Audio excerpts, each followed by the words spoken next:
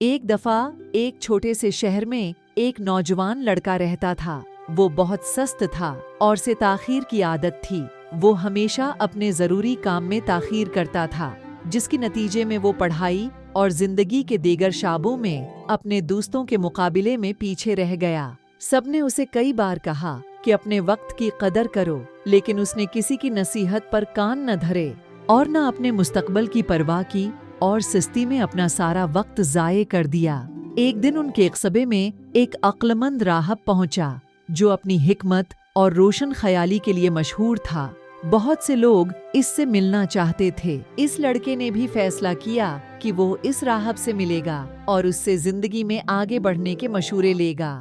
وہ اس جگہ پہنچا جہاں راہب ٹھہرا ہوا تھا۔ اس کو بہت مشکل سے راہب سے ملاقات کا موقع مل گیا۔ اس نے اس راہب کو سلام کیا اور اپنی زندگی کے بارے میں بتانے لگا اور اس سے کہا، اے دانا آدمی، میری مدد کرو۔ میں اپنی زندگی میں ناکام ہوں۔ میں اپنے دوستوں اور ہم اسروں سے ہر میدان میں پیچھے رہ گیا ہوں۔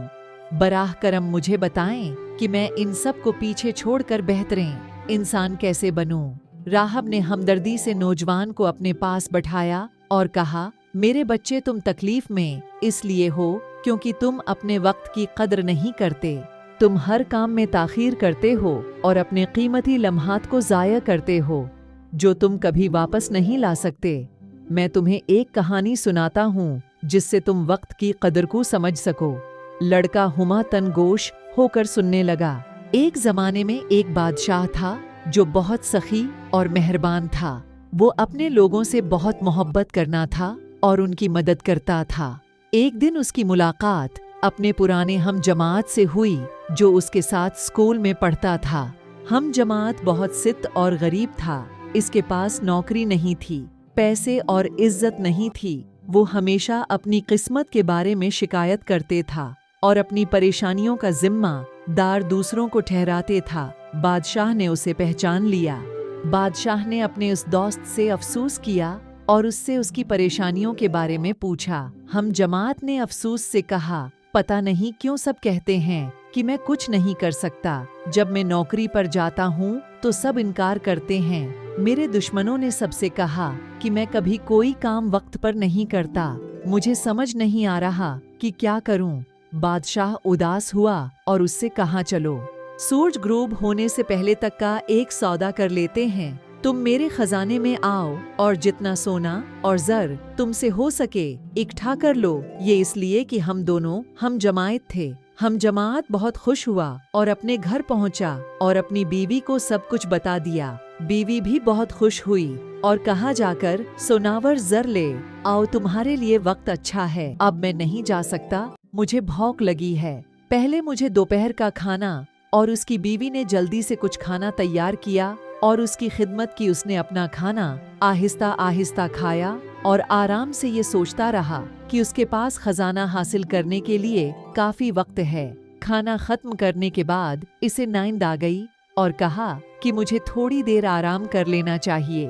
جب اٹھوں گا تو خزانہ لے آؤں گا۔ وہ اپنے بستر پر لیٹ گیا اور آنکھیں بند کیں۔ اس نے سوچا کہ وہ تھوڑی دیر کے لیے سو جائے گا، لیکن وہ 2 گھنٹے تک سوتا رہا۔ جب وہ اٹھا تو اس نے دیکھا کہ سپہر کا وقت ہو چکا تھا۔ اس نے چند تھیلے اٹھائے اور بادشاہ کے محل کی طرف چل پڑا۔ راستے میں سورج کافی چمک رہا تھا اور اسے گرمی لگ رہی تھی۔